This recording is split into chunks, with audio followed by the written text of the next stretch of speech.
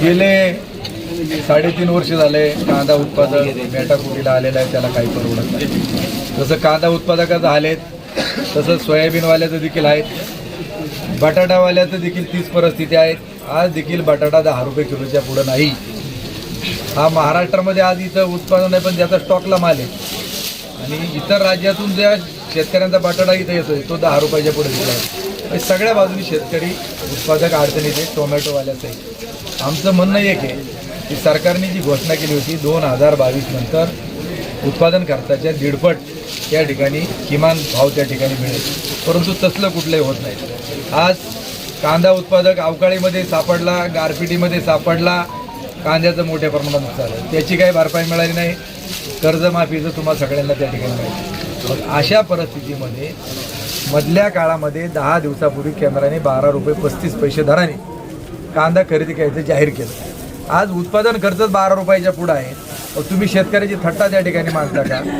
आणि आज temperature 41-42 degree असताना मजूर का आम्हाला मिळत नाहीत. शेतकरी जर तिथं गेलं तर त्याचे देखील बळी त्या ठिकाणी उष्माघाताने झालेले आहेत. आमचं म्हणणं एक आहे की 12 रुपये 35 पैशांनी एक कांदा खरेदी केला नाही. काल त्यांनी 15 रुपये 80 पैसे दर किलोला 1580 रुपये क्विंटलचा दर केंद्राने निश्चित केल्याचं पत्र काढलं, आणि ते फक्त नाशिक जिल्ह्यापुरतं.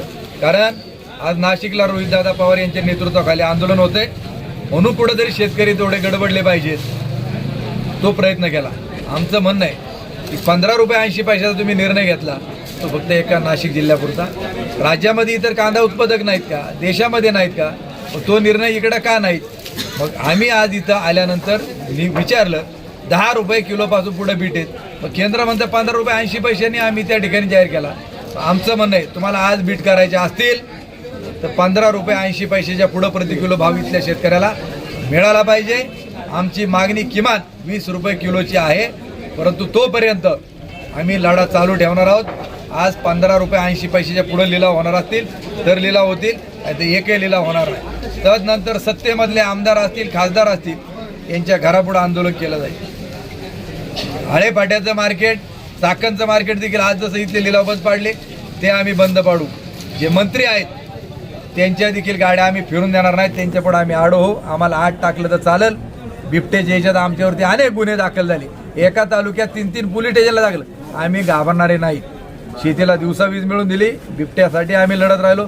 तसं कांद्याचा प्रश्न हा कायमस्वरूपी आम्हाला निकाली काढायचा आहे. जे आमदार खासदार सत्तेमध्ये नाहीत, जसं रोहित पवार विरोधामध्ये आज रस्त्यावर उतरलेत, तशी आमचं देखील विरोधामधले आमदार खासदार सांगणे तुम्ही याच्यामध्ये उतरा. ते जर उतरले नाहीत तर त्यांच्याही दारापुढे आम्ही आंदोलन केल्याशिवाय राहणार नाही. निकम साहेब, आता कांद्याचे तुम्ही लिलाव बंद पाडले, शेतकऱ्याच्या हिताचे निर्णय घेत आहेत. काही कांदे पावसामध्ये भिजलेले आहेत, त्याचे जर लिलाव झाले नाही ते पूर्णपणे सडून जाणार आहेत. त्या संदर्भामध्ये काय? त्याचे जे पंचनामे झालेले आहेत तर त्याच्या संदर्भामध्ये उद्या जिल्हाधिकाऱ्यांना जाऊन भेटणार आहोत की जे अवकाळी पाऊस, गारपिटीनं नुकसानग्रस्त शेतकरी आहेत. परवा लाखनगाव असेल, काटापूर असेल, त्यानंतर मधल्या काळात लोणी होती, त्यानंतर पोंदेवाडी पोल्ट्री फार्म देखील लोकांचे उद्ध्वस्त झाले, काटापूर.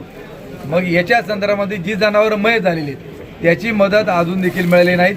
तर तो विषय आणि पंचनाम्यां जे झालेत त्याची नुकसान भरपाई आम्ही मिळवून देण्याकरता उद्या जिल्हाधिकाऱ्यांकडे. आणि आता इथं मार्केटमध्ये काही खराब झालेले कांदे देखील विकायला आलेले आहेत, तर हे लिलाव बंदच राहिले तर ते कांदे पूर्णपणे सोडून जातील. असाही साडला तसाही साडला, काय फरक पडतो? काय एक दिवसाने फरक पडतो? परंतु हे लिलाव आज होणार नाहीत म्हणजे नाही. आज या ठिकाणी मंचर मार्केटमध्ये आदरणीय देवदत्त निकम साहेब यांच्या मार्गदर्शनाखाली सर्व शेतकरी बांधवांनी या ठिकाणी कांदा लिलाव बंद पाडले. ज्यावेळेस शेतकऱ्यावर असे प्रसंग येतात त्यावेळेस स्वर्गीय शरद जोशी साहेबांची आठवण झाल्याशिवाय राहत नाही. कारण आज या ठिकाणी सरकारचं धोरण हे शेतकऱ्याचं मरण याच दृष्टिकोनातून सरकारने ही धोरणं राबवलेली आहे. म्हणून मी प्रथमतः सत्ताधारी सरकारचं मी सर्व शेतकरी बांधवांच्या धिक्कार करतो. आज एवढी परिस्थिती वाईट असताना सुद्धा एकही सत्ताधारी आमदार त्या ठिकाणी बोलत नाही, विधानसभेमध्ये बोलत नाही. आज निवडणुकीमध्ये कोण निवडून येईल, कोणाला जास्त मतदान होईल याच्यामध्ये ते गुंतलेले आहेत. म्हणून माझी सरकारला आणि सर्व लोकप्रतिनिधींना विनंती आहे की आज आपल्या शेतकऱ्यावर संकट मोठं आलेलं आहे. शेतकरी सगळ्या बाजूने अडचणीत आहेत आणि असा अडचण असताना सुद्धा तुम्ही जर तोंडातून शब्द तुमचा निघत नाही तर हे तुमचं खूप दुर्दैव आहे. म्हणून निवडणुकीच्या काळामध्ये तुमच्या तोंडात शब्द मात नाही एवढ्या मोठ्या घोषणा तुम्ही करता. मग अशा वेळेस तुम्ही काय झोपले का? म्हणून माझा प्रश्न तुम्हाला आहे की या ठिकाणी ह्या अशा गोष्टी तुम्ही बोलल्या पाहिजे, विधानसभेत आवाज उठवला पाहिजे आणि या पुढच्या काळात सुद्धा शेतकरी मला गप्प बसणार नाही. शेतकऱ्यांना आज अतिशय वाईट परिस्थिती निर्माण झाली आहे. म्हणून शेतकऱ्यांनी आज अडीअडचणी असल्यामुळं आज शेतकरी मार्केटमध्ये माझा कांदा आणतोय, कारण त्याला तिथे साठवण्याची जागा राहिली नाही. त्या ठिकाणी त्याला बचत करण्यासाठी किंवा त्या ठिकाणी ठेवण्यासाठी त्याला जागा नाही, पैसे नाही, खर्च नाही. अशा गोष्टी अडचणी असल्यामुळे शेतकरी या ठिकाणी घेऊन येतोय, परंतु शेतकऱ्याला 1 रुपया त्या ठिकाणी मिळत नाही. हा सगळ्या प्रकारची महागाई वाढली. ही महागाई वाढल्यामुळे शेतकऱ्याला जीवन जगणं सुद्धा मुश्किल झालं आहे. म्हणून सरकारने आणि लोकप्रतिनिधी याचा विचार करावा. नाही तर या पुढच्या काळामध्ये तुम्हाला कुठल्याही प्रकारचा रस्त्यावर हिंडून येणार नाहीच नाही, पण तुमच्या घरावर सुद्धा आम्ही आंदोलन आणल्याशिवाय राहणार नाही. एवढंच बोलतो या ठिकाणी थांबतो. जय हिंद. मार्केट कमिटी शेतकऱ्यांच्या हिताच ना.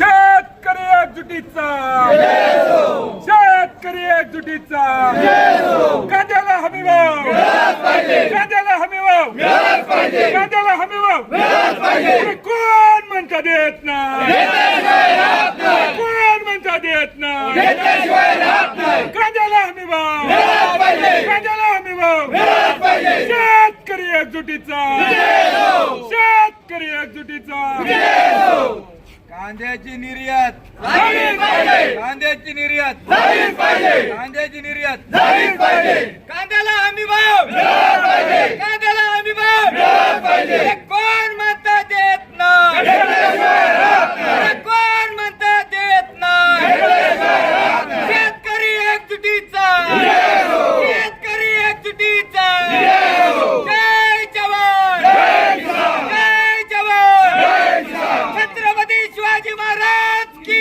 या सरकारचं करायचं काय? या सरकारचं करायचं काय? या सरकारचं करायचं काय?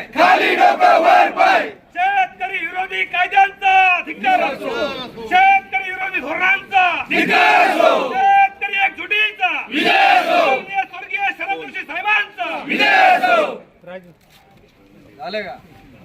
तुम्ही मार्केट कमिटीचे संचालक आहात, सभापती वगैरे यांची काय भूमिका काय आहे, तुमची मार्केट कमिटीची भूमिका काय आहे?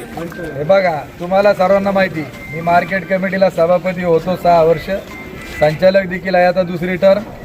आमची भूमिका ही कायम शेतकऱ्यांच्या बरोबर असते. तुम्हाला सर्वांना माहिती की देशामधलं पहिलं डिजिटल मार्केट आम्ही करून त्या ठिकाणी शेतकऱ्यांच्या जोरावर दाखवलं. शेतकऱ्याला 40 रुपयात पोटभर जेवण आम्ही सुरू करून दाखवलं.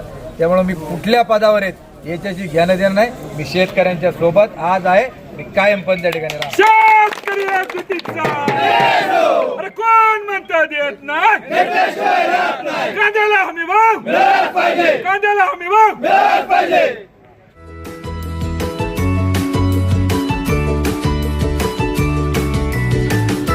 बातम्या शेतीच्या, बातम्या मातीच्या,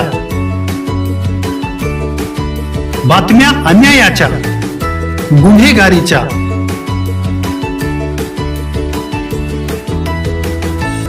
राजकारणाच्या आणि समाजकारणाच्या, शोषणाविरुद्ध बुलंद आवाज, जनसामान्यांच्या हुंकाराची गाज, सत्कार्याला प्रोत्साहन, दुष्कृत्याला अनुशासन, निर्भीड, निस्पृह, सडेतोड, बेधडक आणि रोखटोक म्हणजेच विघ्नहर टाइम्स. शोध बातमीचा, ध्यास सत्याचा. आपलं चॅनल, आपली बातमी. सबस्क्राईब तर कराच, पण बेल आयकॉनवर क्लिक करायलाही विसरू नका.